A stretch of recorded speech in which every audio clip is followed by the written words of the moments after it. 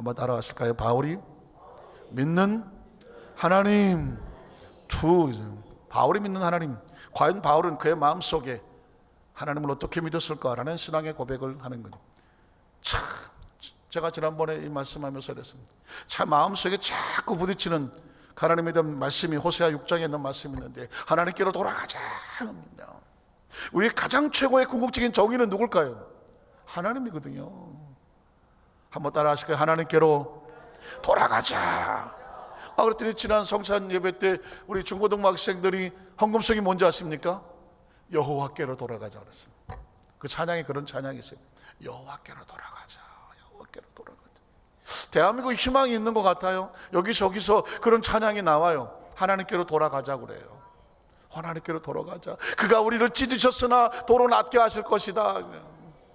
여러분, 나라가 혼돈하고 우리 장로들 기도할 때마다 나라가 혼돈합니다, 어렵습니다, 경제도 어렵고 여러 가지 많이 어렵다고 말하잖아요. 자, 그러면 뭐가 있을까요? 하나님의 사인 아닌가요? 어떻게 해라? 너희가 돌아와야죠. 우리가 돌아와야 돼. 그동안 너무 많이 나갔잖아. 너무 많이 나갔어요. 잘 먹고 잘 살다가 보니까 우리가 옛날같이 기도원에 올라가던, 옛날같이 기도원 바닥에서 오리털 붙잡고 3박 4일 뭐 몇 박 7일 갔다 금식하며 뒹굴어도 전혀 불편한 줄 몰랐거든. 지금은 냄새나서 못 들어가. 가서 앉아서 왜 그럴까요? 뭐가 변했을까요? 기도원이 변했을까요? 뭐 의자가 뭐 변했을까요? 아닙니다. 기도원은 점점 좋아집니다. 막 옛날에 그냥 앉았었는데 뭐 의자까지 갖다 주기 시작하고, 부속 성전에 가보니까 의자까지 등 아프지 말라고 어떻게든지 잘해놓으려고 애를 썼습니다. 누가 변했을까요? 우리가 변하는 거죠. 우리가 점점 등 따시고 배부르니까 그런 갈급함과 갈증함을 잃어버리는 것입니다. 교회는 누가 나온지 아십니까? 자기가 더럽다고 생각한 사람이 나옵니다. 죄인이라고 생각한 사람이 나옵니다. 하나님 앞에서 자기 자신을 어떻게 하면 내가 씻을 수 있을까? 하나님이 필요한 사람들이 나오는 거란 말입니다. 그래서 하나님께로 돌아가야 돼요. 그가 우리를 낫게 하십니다. 다른 게 낫게 하지 않습니다. 그가 우리를 낫게 하실 것이며, 하나님께로 돌아가며 뭐 할까? 하나님을 더 많이 알자는 것입니다. 요즘 현대인처럼 똑똑한 사람이 어디 있습니까? 온갖 정보가 스마트폰에 다 있습니다. 애나 어른이나 뭐 다 박사예요. 다 박사. 왜? 애들도 아주 이것만 보고 앉아있으니까 모르는 게 없습니다. 애나 어른이나 말투도 비슷합니다. 그러니까 몰라서 그렇진 않아요. 그러나 워낙 세상에 많은 것들로 인하여 우리 하나님 앞에 아는 것은 소홀한 거예요. 하나님을 아십니까? 제가 지난 목요 11조 새벽 예배 할 때 하나님께로 돌아가야 되는구나, 하나님을 알아야 되는구나. 그래서 창조자 하나님에 대해서 말씀을 나눴는데, 그 말씀의 베이스멘트도 뭐냐면, 바울이 가서 아덴에 가서 처음 복음을 전할 때에 이 사람들에게 뭘 어떻게 전해줘야 될까, 그의 마음속에 있는 하나님을 선포하기 시작을 하는데, 그 하나님 누구였느냐? 창조자 하나님이었습니다. 창조주 하나님이 이 우주의 섭리를 알게 하고 법칙을 알게 하고, 그 창조주 하나님을 아는 사람이 이 우리 내가 왜 무엇 때문에 살며 어디로 가고 또 어디서 왔는지를 알게 한다는 것입니다. 그러니까 이걸 알고 살아가는 사람하고 이것을 모르고 사는 사람은 삶이 달라지지 않겠습니까? 사랑하는 성도 여러분, 여러분 하나님을 어떻게 믿으십니까? 창조주 하나님을 믿으십니까? 그러면 여러분은 어떻게 살아가십니까? 하나님 앞에서 어떻게 살아가십니까? 하나님 앞에서 최선을 다하여 하나님 면전 앞으로 살아가십니까? 혹시 들어보셨나요? 한번 따라하세요. 코람 데오. 코람 데오. 헬라어로 하나님은 데오스라고 말합니다. 세오스. 이 번데기 같이 생긴 이 영어 발음이 세오스, th 발음입니다. 세오스 합니다. 그냥 데오스, 세오스 합니다. 코람, 그의 면전 앞에서입니다. 그러니까 우리는 그냥 살지 않아요. 누구 앞에서? 하나님 앞에서. 지금 하나님께서 지금 내 모습을 어떻게 하신다? 보고 계신다는 것이죠. 이게 무서운 것입니다. 그러니까 우리가 정의 편에 설 수밖에 없는 이유, 정의로워야 되는 이유가 뭐냐면, 지금 내가 하는 모든 것을 누가 보고 계신다? 하나님이 보고 계신다는 것이죠. 그 역시 그래서 신앙 고백은 전능하사 천지를 만드신 입술의 고백 사도신경, 그것도 신앙 고백이지만 그냥 삶이 신앙 고백인 것입니다. 삶이 신앙 고백입니다. 한번 따라 하실까요? 삶이 신앙 고백이다는 거예요. 그 사람은 그렇게 사는 것이고, 그래도 나는 이렇게 살아가는 것입니다. 그 사람은 그것으로 하나님 앞에 신앙을 고백하는 것이고, 나는 이것으로 내 신앙을 고백하는 것입니다. 그 올바른 신앙 고백 하나에 하나님의 가슴이 뭉클거립니다. 강대상에 서 있는 저는 누구를 볼까요? 기도하고 앉으면은요, 여러분 다 예배하는 모습 하나하나가 얼마나 가슴을 뭉클거린지 모릅니다. 그 중에 하나 막 찬송하시는데 남보다 더 열심히 찬송을 해요. 다음 주부터는 여러분 다 열심히 찬송하셔야 돼요. 남보다 열심히 막 기도하잖아요. 눈이 갈 수밖에 없어. 그리고 막 가슴이 뜨거워져요. 왜냐하면 영적인 건 부딪히는 거거든요. 영적인 건 부딪히는 거예요. 그래서 여러분 여러분 혹시 나중에 찬양 인도를 하실 기회가 있거나 아니면 특송을 하실 기회가 있으면 딱 쓰면 열심히 여러분을 봐주는 사람을 보고 해야 돼. 이게 눈 돌리다가 갑자기 저쪽에서 하품하는 사람 보는 순간 다 잊어버려. 찬송을 열심히 하려고 했는데 저쪽에 있는 사람이 이렇게 인상 써보세요. 어떻게 할 것 같아요? 갑자기 내가 지금 이거 잘못하는 거 아닌가? 내 찬송이 막 벌써 순간 정신이 확 사라지기 시작합니다. 그래서 제가 경험해 봤거든요. 교회학교 음악과정 하면서 찬송인들 열심히 해갖고 막 일주일 내내 준비해갖고 막 하고 하는데 이렇게 눈 잘못 뜨고 그 앞에서 그 순간에 얼굴이 하얘지기 시작하면서 다 까먹었어. 이거 어떡하지? 막 그 이후로 눈을 딱 보면서 딱 올라와갖고 제일 열심히 누가 찬송 하나 보고 거기만 쳐다보고 하는 거죠. 거기만. 그래야 이게 주고받는 게 있거든요. 제가 그 생각을 했습니다. 하나님도 그러시겠구나. 하나님도 그러시겠어. 내 눈이 이곳에 와 있지만 하나님을 찾는 자들, 나를 사랑한 자가 나의 사랑을 잊고 나를 간절히 찾는 자가 나를 만나는데, 이왕이면 하나님도 자꾸 눈 맞추는 사람을 자꾸 보지 않겠습니까? 그 눈을 맞춘다는 건 뭐냐? 마음의 중심을 말하는 거예요. 마음의 중심을. 그래서 여러분, 이왕 예배 드릴 거 최선을 다해서 중심이 하나님 마음을 움직이게 해달라는 거죠. 그래서 오죽하면 저도 강단에 설교를 찬양을 하던 똑같은 시간이 똑같은 거잖아요. 그럼에도 불구하고 뭔가 진짜 최선을 다하려고 몸부림을 치는 건 뭐냐? 하나님, 저는 지난번랑 똑같은 마음으로 매너리즘으로 올라와 있지 않은 거예요. 저도 지금 30 몇 년을 설교를 해요. 참 기가 막힌 거예요. 아무것도 모르는 사람인데. 그러면 뭐가 문제겠습니까? 하나님 앞에서 매너리즘이 아니야. 그냥 뻔한 것, 그리고 지난주도 그냥 천편일률적으로 기계적으로 난 그거 못해요. 난 절대 그거 못해. 왜? 그걸 하고 앉아있으면 내가 내 속에 하나님 마음의 영이 끓지 않는데 그게 하나님 앞에서 내가 어떻게 이 자리에 설 수가 있겠습니까? 어떻게 생각하십니까? 마찬가지 아니겠습니까?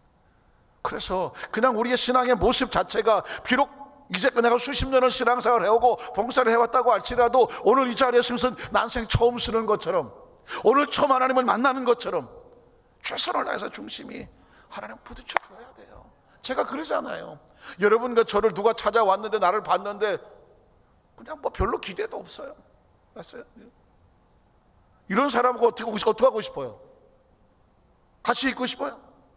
아니잖아요. 제일 힘든 사람이 그런 사람이잖아요. 악수하는데 이거 힘들더라고. 이거 반가워서 이 사람 벌써 여기 하고 딴 데 쳐다보고서 이러고 있어. 이걸 확 그냥 어떻게 해야 되나 이걸. 그건 뭘까요? 물론 그분은 바빠서 그럴 수도 있어요. 여러 사람을 해야 되니까 손은 여기 있는데 벌써 얼굴이 여러 개 있으니까 막 돌릴 수도 있어요. 그러나 정작 나는 뭐야? 이거 어떻게 해야지? 이거 잡아야 돼 말아야 돼. 이거 아마 여러분도 한번 그런 경험 해볼 수 있을 것 같아요. 물론 악의는 없었다고 치자고요. 그럴 뿐도 아니라고 생각해. 그렇지만 그래도 악수를 하는데 눈을 마주치는 것, 또 이렇게 마음을 얼굴을 정면 서주는 것, 이건 뭐예요?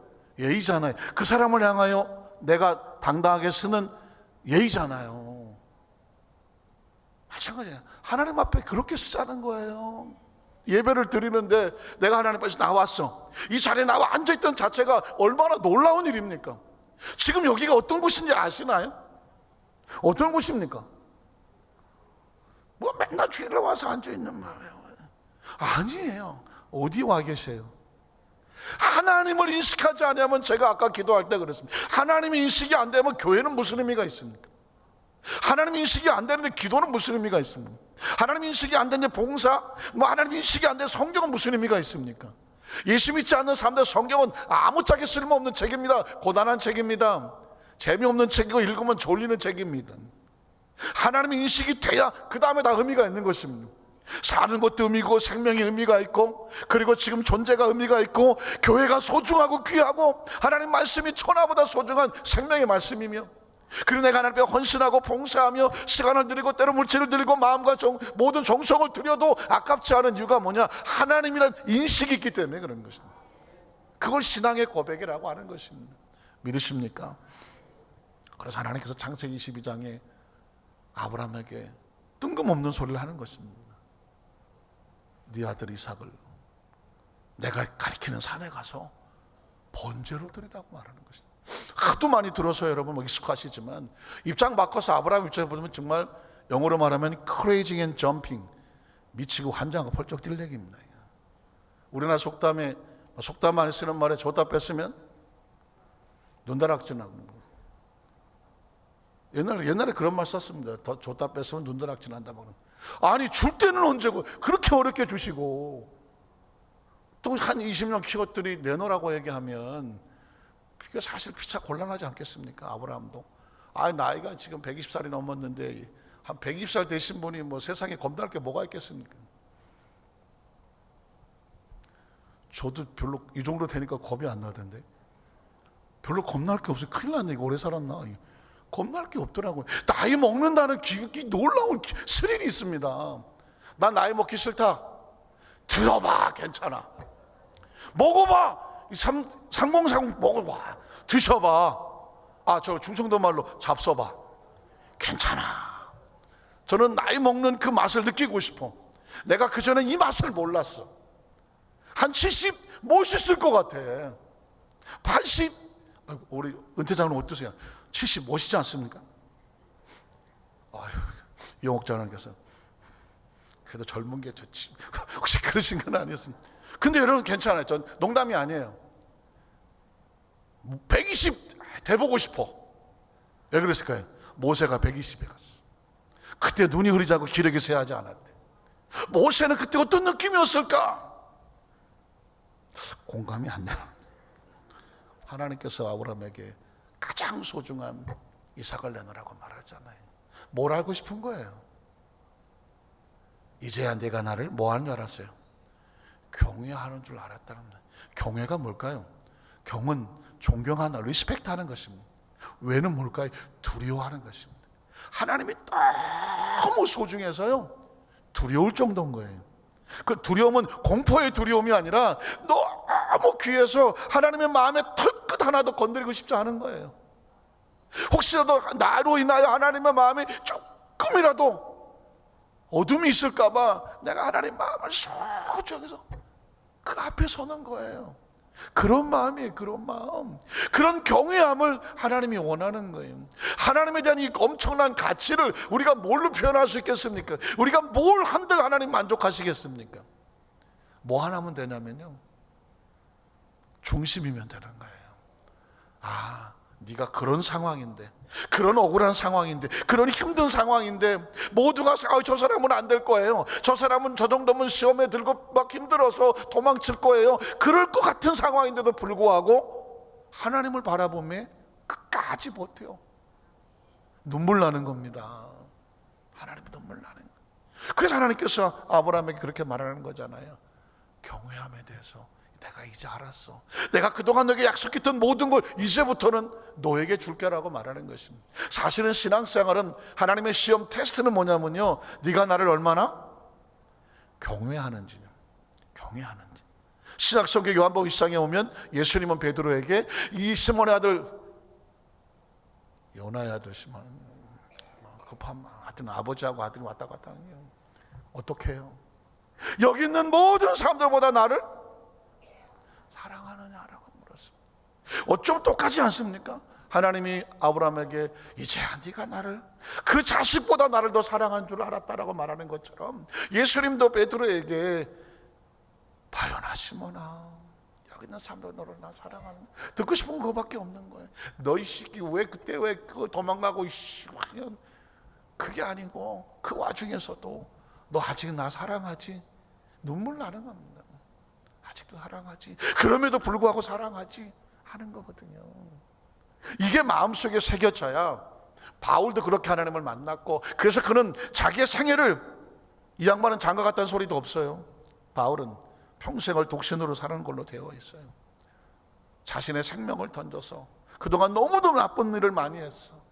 수많은 크리스찬들을 죽이고 교회를 핍박하고 예수님을 대적했어. 깨닫고 나니까 나에게 시간이 이렇게 많지 않은 것 같아. 그래서 어떻게 합니까? 배를 타고 유럽으로 건너가서 그들에게 복음을 전합니다.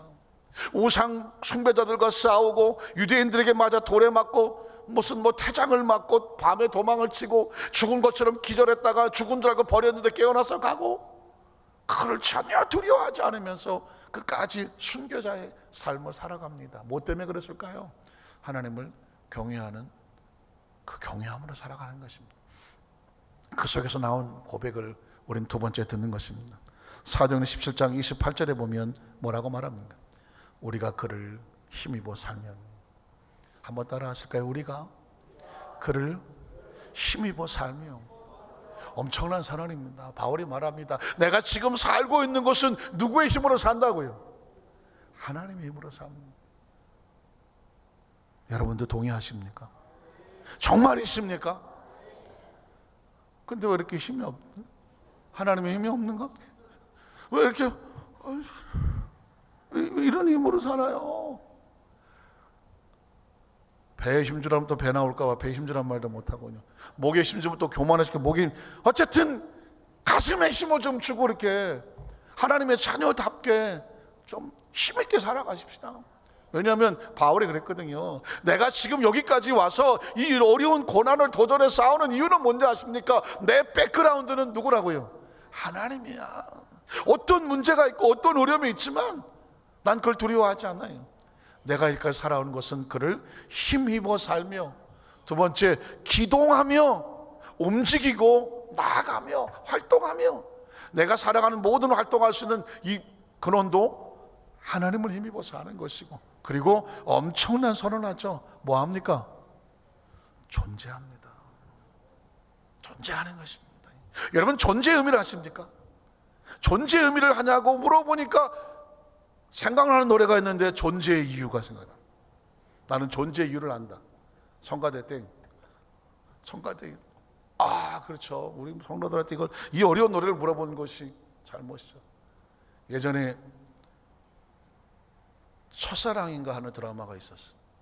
최수종이 나오고 배용준이 나왔어. 전혀 모르는 배우들이죠.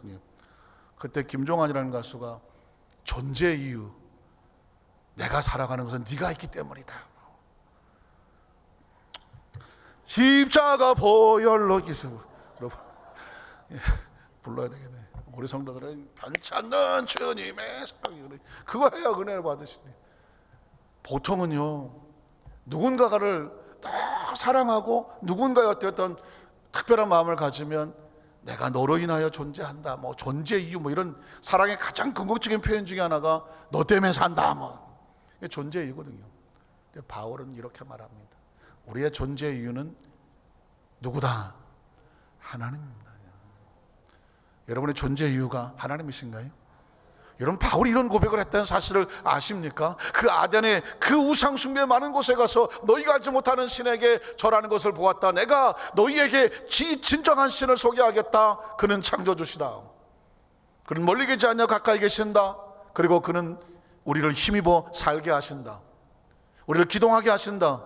그리고 우리의 존재가 되신다. 찬양하는 곡을 부를까요? 그래서 나온 찬양이 이런 찬양이죠. 나를 지으신 이가 하나님. 아유 목사님 오늘따라 설교가 심오하고 깊으며 저게 언제 끝날지 도무지 예측이 안 됩니다. 바깥에 비는 부슬부슬 오고 내일 모레 태풍도 온다는데 걱정하지 않아도 돼. 제가 눈치가 백단이에요. 시간 되면 다 알아서 끝나요. 전혀 걱정할 이유가 없어요. 왜요? 바울이 믿는 하나님, 지난번에 1이어서 이번에 2야. 다음 주는 뭐겠어요? 3이야. 알아 다.